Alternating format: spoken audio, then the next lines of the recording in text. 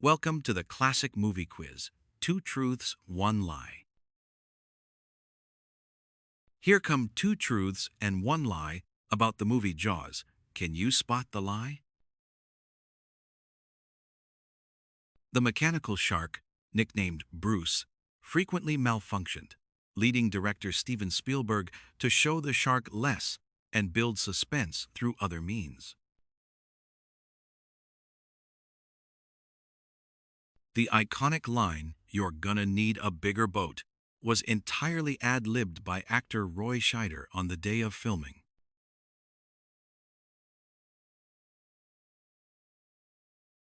The film's instantly recognizable two-note musical score was initially thought to be a joke by director Steven Spielberg when composer John Williams first played it for him.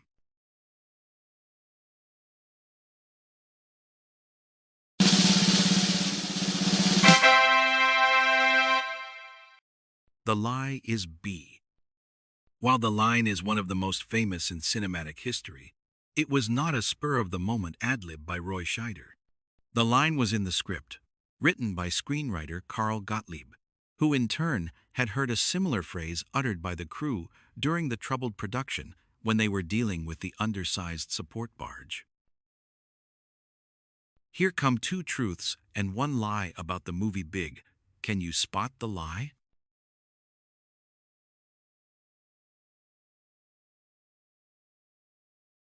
Robert De Niro was originally cast to play the lead role of Josh Baskin.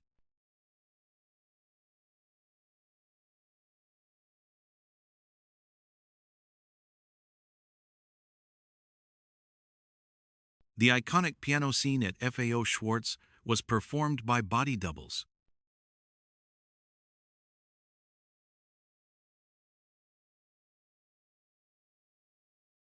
Tom Hanks and Robert Loggia practiced the piano scene on a cardboard keyboard they built themselves.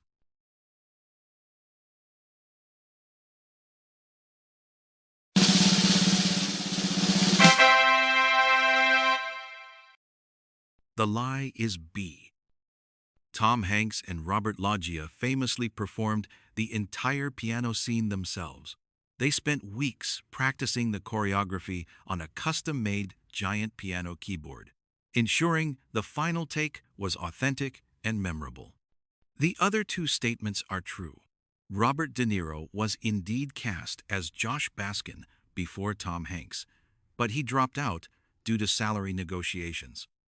And the dedicated actors did fashion a cardboard practice keyboard to perfect their performance. Here come two truths and one lie about the movie The Sound of Music. Can you spot the lie? The actor who played Captain Von Trapp, Christopher Plummer, reportedly disliked the movie so much he referred to it as the sound of mucus. During the iconic opening scene of Maria singing on the mountaintop, actress Julie Andrews was repeatedly knocked over by the downdraft from the helicopter used for filming.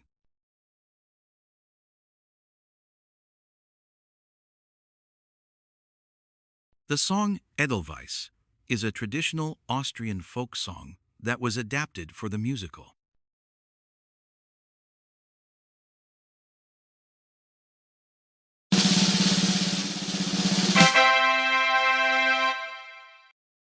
The lie is C.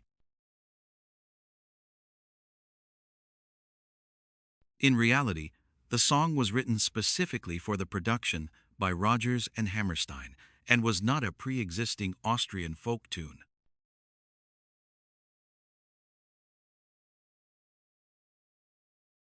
Here come two truths and one lie about the movie Fight Club. Can you spot the lie? The iconic Starbucks coffee cup that appears in nearly every scene was a paid product placement deal that largely financed the film's budget.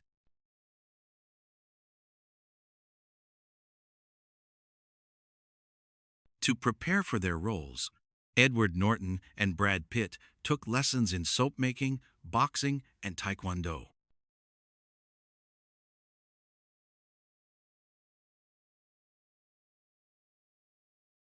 Brad Pitt voluntarily had his front tooth chipped for his role as Tyler Durden.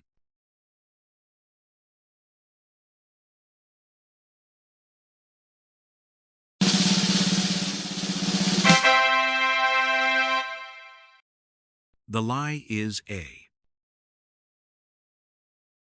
While it's true that a Starbucks coffee cup is visible in almost every shot of the film, it was director David Fincher's satirical commentary on consumerism and the pervasive nature of branding. Starbucks was aware of this, but did not pay for the placement. In fact, they were reportedly uneasy with the film's anti-corporate message.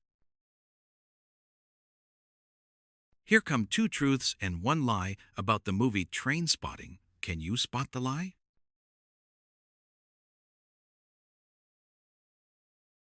Despite being famously set in Edinburgh, the vast majority of the film was actually shot in Glasgow.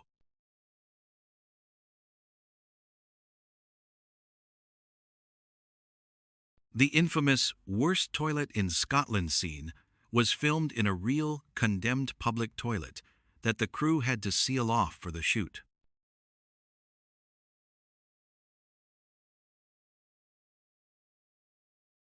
Ewan Bremner, who brilliantly plays Spud, was originally cast to play the lead role of Renton.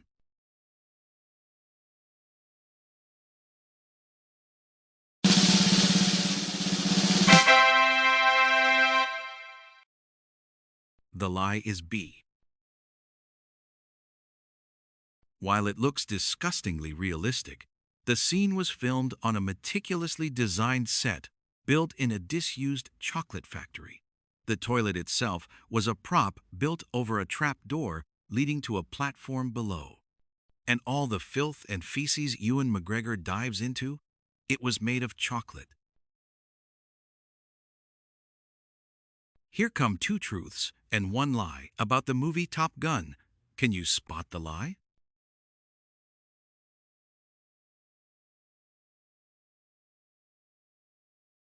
The role of Maverick was originally offered to and turned down by Matthew McConaughey.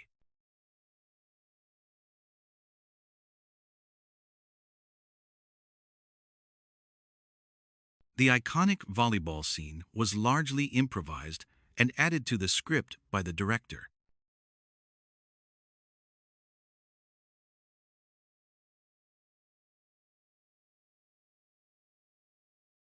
A stunt pilot was tragically killed during the filming of the movie.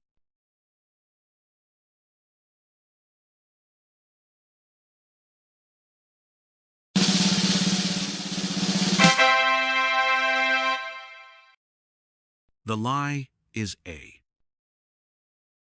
While many actors were considered for the role of Pete Maverick Mitchell, Matthew McConaughey was not one of them. At the time of Top Gun's casting in the mid-1980s, McConaughey had not yet begun his acting career. Actors who were actually considered for the role included Patrick Swayze, Emilio Estevez, and Matthew Modine, who ultimately turned it down. Here come two truths and one lie about the movie 28 Days Later. Can you spot the lie?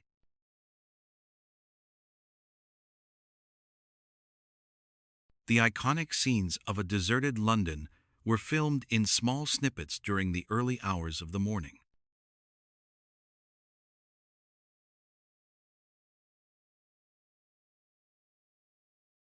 The rage virus was inspired by real-life diseases, primarily Ebola.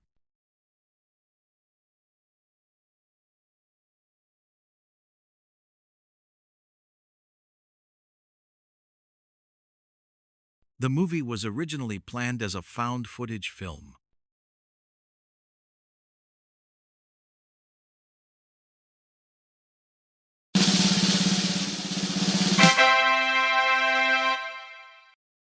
The lie is C. While 28 Days Later has a gritty, realistic aesthetic due to its use of digital cameras, it was never intended to be a found-footage movie in the style of the Blair Witch Project. The choice of camera was an artistic and budgetary one. to give the film a raw, documentary-like feel, not to present the story as recovered recordings from the characters.